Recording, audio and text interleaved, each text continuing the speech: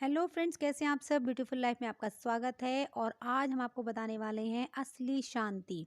एक राजा था जिसे चित्रकला से बहुत ही प्रेम था। एक बार उसने घोषणा करवाई कि जो भी चित्रकार वो एक ऐसा चित्र बनाकर देगा जो शांति को दर्शाता हो, तो वह उसे मुंह मांगा दान देगा।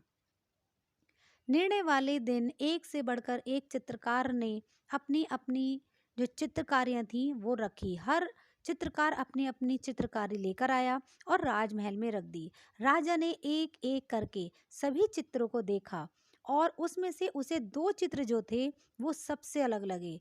अब इन्हीं दोनों में से उसको चुनना था कि किसको पुरस्कार दिया जाए। दोस्तों, कहानी ध्यान से सुनिएगा और पूरी सुनिए, स्किप मत करिएगा।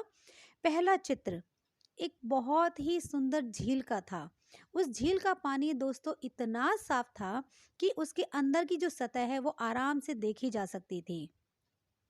और उसके आसपास विद्यमान जो हिमखंड थे उसकी छवि उसमें बिल्कुल एक ऐसे उभर कर आ रही थी, मानो जैसे किसी ने कोई दर्पण रख दिया हो। ऊपर की तरफ नीला आसमान था, उसमें रुई के समान गोले गोले छोटे सफेद बादल तैर रहे थे, जो किसी भी चित्रकला को एक अच्छी चित्रकला दिखाता है। और उसको देखने से ऐसा ही लग रहा था जैसे कि सबसे ज्यादा शांति बस यही मिल सकती है। इससे अच्छा चित्र कोई हो ही नहीं सकता था।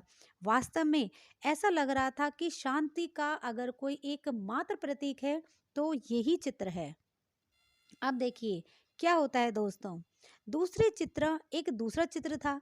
तो उस दूसरे चित्र में पहाड़ थे, परंतु वो बिल्कुल सूखे, बेजान, वीरान थे। और इन पहाड़ों के ऊपर घने जंगल, जो घने बादल हैं वो गुजरते जा रहे थे, जिनमें काफी बिजलियां चमक रही थीं। घनघोर वर्षा होने पर नदी उफान पर थी। तेज हवाओं से पेड़ हिल रहे थे। दोस्तों, कंटिन्यू रहिएगा और अगर आपको कहानी अच्छी लगती है तो इसे लाइक कीजिए, सब्सक्राइब कीजिए और शेयर भी कीजिए। और पहाड़ी के एक ओर स्थित झरने ने इतना रौद्र रूप धारण कर रखा था कि जैसे मानो आज सब कुछ प्रलय आने वाली है।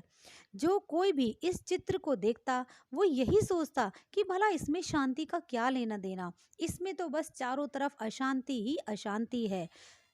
ठीक है दोस्तों, सभी आश्वस्त थे कि पहले चित्रकार को ही पुरस्कार दिया जाएगा। तभी राजा सिंहासन से खड़े हुए और जब घोषणा की तो उन्होंने बोला कि दूसरा चित्रकार जिसने दूसरा चित्र बनाया है उसको मुंह मांगा इनाम दिया जाए। हर कोई आश्चर्य में था। दोस्तों, किसी को उम्मीद नहीं थी कि जो राजा हैं वो दूसरे चित्रकार को इनाम देंगे। पहले चित्रकार से रहा नहीं गया और बोला, लेकिन राजा, उस चित्र में ऐसा क्या है जो आपने उसको पुरस्कार देने की घोषणा कर दी, जबकि हर कोई यही जानता है कि मेरा चित्र ही शांति को दर्शाने वाला है और सर्वश्रेष्ठ है। दोस्तों, फिर राजा कहने लगे, आओ मेरे साथ। राजा ने सबसे पहले पहले वाले चित्रकार को अपने साथ चलने के लिए कहा। दूसरे चित्र के समक्ष राजा पहुंचकर बोले, झरने की बाईं ओर देखो, हवा से एक ओर झुके हुए वृक्ष को ध्यान से देखो, उसकी डाली पर उस बने घोंसले को देखो। देखो कैसे एक चिड़िया कितनी कोमलता से, कितने शांत भाव से, कितने प्रेम से अपने बच्चे को भोजन करा रही है।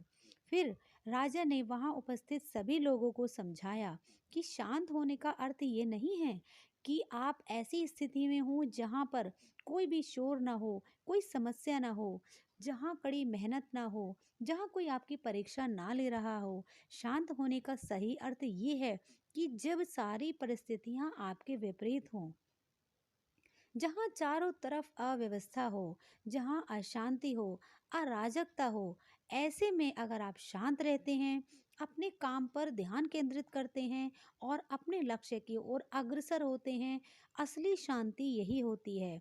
अब राजा की बात सभी लोग समझ चुके थे कि दूसरे चित्र को राजा ने क्यों सुना। तो दोस्तों, हमारे जीवन में भी ऐसा ही होता है कि हम ये सब चाहते हैं कि हमारे साथ और हमारे आसपास सब कुछ व्यवस्थित होना चाहिए, तभी हम शांत रहते हैं। लेकिन असली शांति हमारी तभी सफल होती है जब चारों तरफ कोई भी चीज शांत ना हो, अशांत हो, अव्यवस्थित हो। ऐसे में हमें अपने आप को इस तरीके से बनाना चाहिए कि हम ऐसे में शांत रहें। तो दोस्तों, इस कहानी से हम यही आपको संदेश देना चाहते हैं कि शांत ऐसी स्थिति में भी हमें रहना चाहिए कि जब कोई चीज़ शांत ना हो, सारी चीज़ें अशांत हों। अगर ये कला हर व्यक्ति में डेवलप हो जाती है तो कोई परिस्थिति उसका कुछ नहीं बिगाड़ सकती, वो हर अच्छी बुरी परिस्थिति में आराम से निकल सकता है। तो दोस्तों, अगर ये कहानी आपको पसंद आई और आपको थोड़ी सी पसंद आई तो लाइक कमेंट और शेयर कीजिएगा। चैनल पर नए हैं तो इसे सब्सक्राइब कीजिए और बेल आइकन को ऑल पर सेट कीजिए, जिससे कि सारी वीडियो सबसे पहले आपके पास पहुँचें। आगे ऐसे ही अच्छी एक नई कहानी के साथ हम फिर आएंगे। तब तक के लिए धन्यवाद।